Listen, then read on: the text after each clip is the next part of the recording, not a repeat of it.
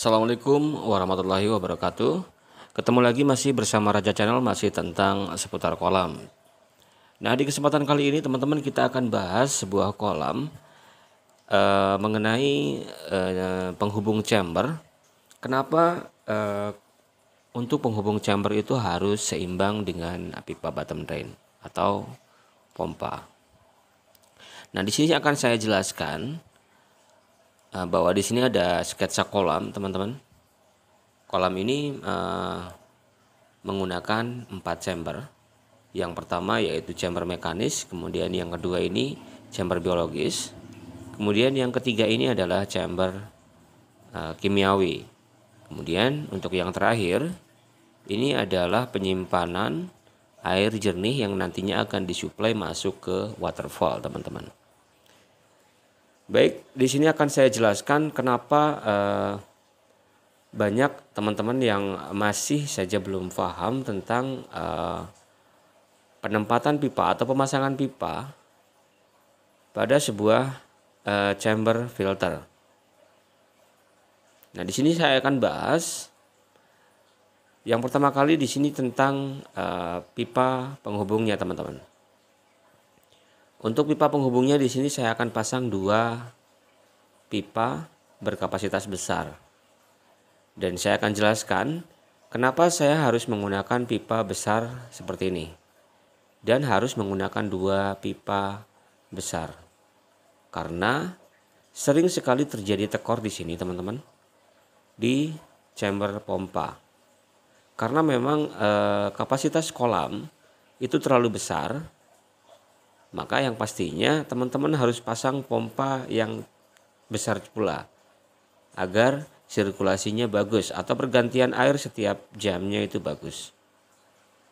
Nah, kenapa terjadi tekor di sini? Karena memang akibatnya adalah salahnya pemasangan pipa pada pipa penghubung. Jadi karena memang terlalu kecil atau mungkin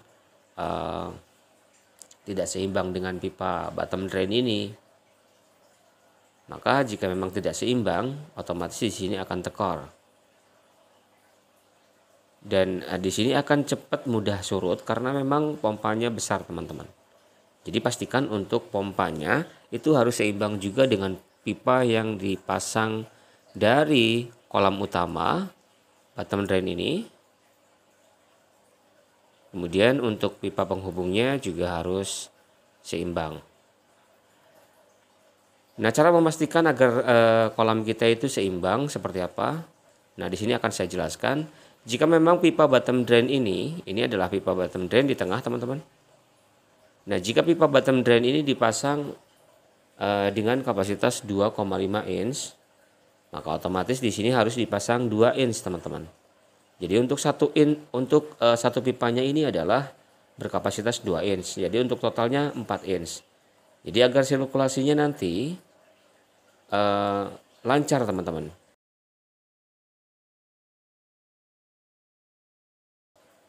Dan pastikan untuk pemasangan pipa penghubung ini makin rendah, teman-teman.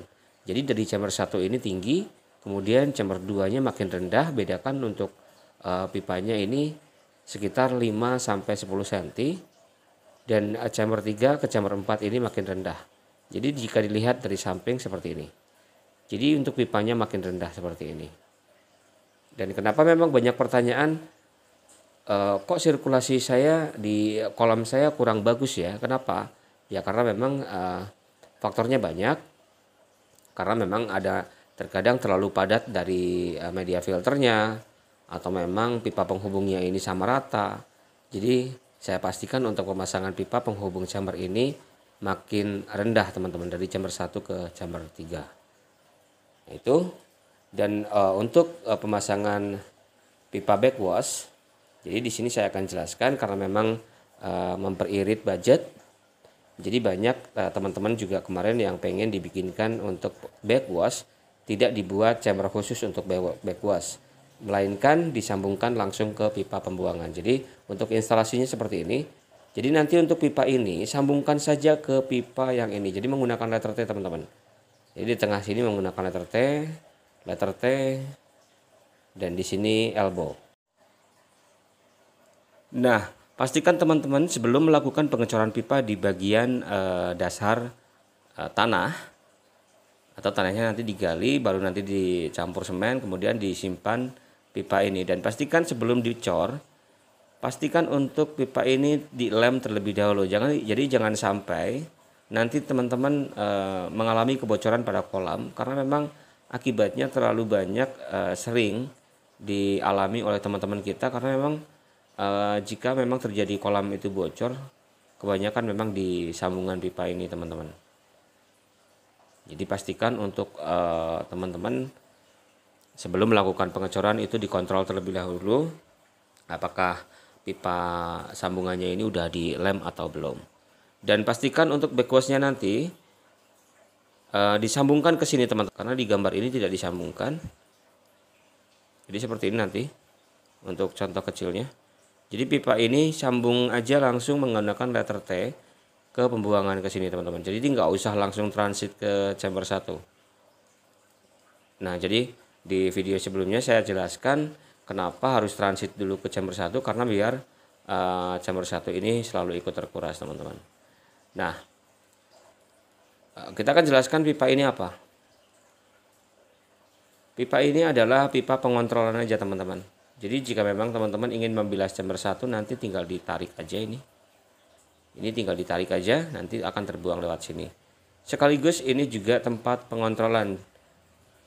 Nah, jika memang nantinya kolam teman-teman ada di luar ruangan misalnya, jadi kolam ini selalu terkena hujan misalnya, jadi otomatis nanti jika air meluber atau memang jika kolam utama ini nanti terisi air hujan, maka otomatis di chamber ini akan sama rata dengan kolam utama.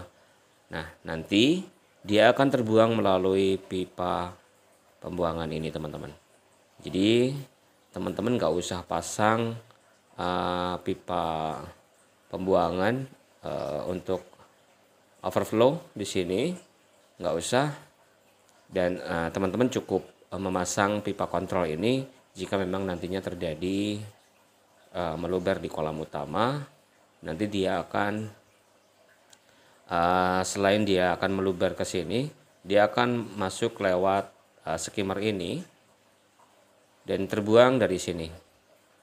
Dan pastikan untuk pipa pembuangannya ini bikin sedikit besar agar nanti akan mudah menguras kotoran yang ada di chamber 1 maupun di chamber yang lain teman-teman.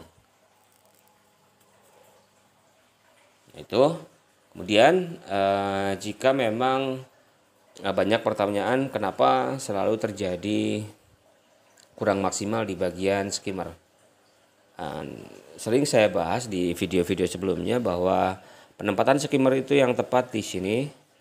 Jadi untuk skimmernya itu ada di sini teman-teman, jadi di atas pipa bottom drain, atau mungkin bisa di samping sini, di samping pipa bottom drain. Jadi jangan terlalu mepet ke bagian dasar kolam. Nah, untuk penempatan media filter, pastikan untuk chamber teman-teman dipasang tempat seperti ini. Jadi ini untuk penyangga.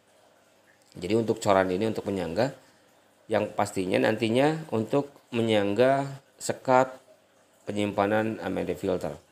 Jadi untuk di sini di bagian bawah ini terjadi kosong atau lowong agar nantinya kotoran ada di sini dan tidak menghambat sirkulasi pada chamber 2. Jadi nanti dipasang sekat seperti ini, dibolongin nanti sekatnya biar airnya bisa naik ke atas, kemudian disimpan media filter di atasnya. Ini chamber mekanis, kemudian untuk chamber biologis nanti fungsinya akan memfilter kotoran yang tidak tersaring di sini. Jadi kotoran yang besar nanti akan masuk ke sini, baik dari bottom drain maupun dari skimmer akan masuk ke sini, kemudian diurai di sini, kemudian air akan naik ke sini dan masuk ke chamber 2 teman-teman. Dan nanti akan masuk ke chamber 2, begitu juga di chamber 2 di sini dipasang sekat juga sama. yang nantinya chamber ini berfungsi untuk menfilter kotoran yang tidak tersaring di sini. Kemudian untuk air jernihnya akan naik ke atas dan masuk ke bagian chamber 3. Sama di chamber 3 juga memasang sekat, dibolongin, kemudian nanti airnya akan naik ke atas. Dan di sini sudah sedikit jernih untuk mensuplai masuk ke chamber 4. Di sini chamber 4 fungsinya untuk menyimpan air jernih yang nantinya akan ditarik oleh pompa masuk ke waterfall untuk mensuplai kolam utama dan begitu seterusnya, teman-teman. Jadi jika memang kolamnya besar, teman-teman harus melakukan pemasangan pompa juga besar, dan juga pipa penghubungnya ini harus besar pula. Jadi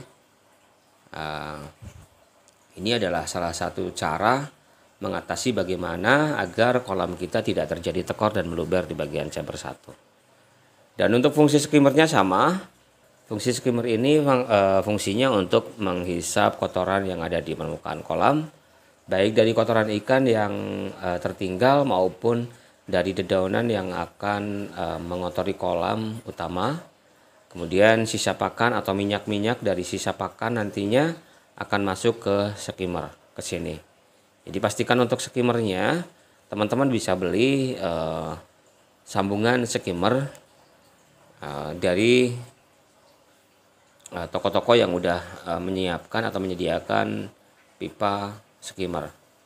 Jadi nanti untuk airnya akan masuk rongga-rongga yang di lubang-lubang yang udah dibuat di skimmernya. Dan saya rekomendasikan teman-teman untuk membeli skimmer yang otomatis yang bisa naik turun. Dia akan turun jika memang airnya surut, dan dia akan naik jika memang airnya pasang. Seperti itu teman-teman, mudah-mudahan bisa mereferensi teman-teman yang ingin membuat sebuah kolam. Terima kasih banyak buat yang udah support channel ini. Buat teman-teman yang belum support channel ini, bantu support channel ini dengan cara like, share, komen, dan juga subscribe channel ini, biar channel ini makin berkembang. Terima kasih banyak, semoga bermanfaat. Wassalamualaikum warahmatullahi wabarakatuh.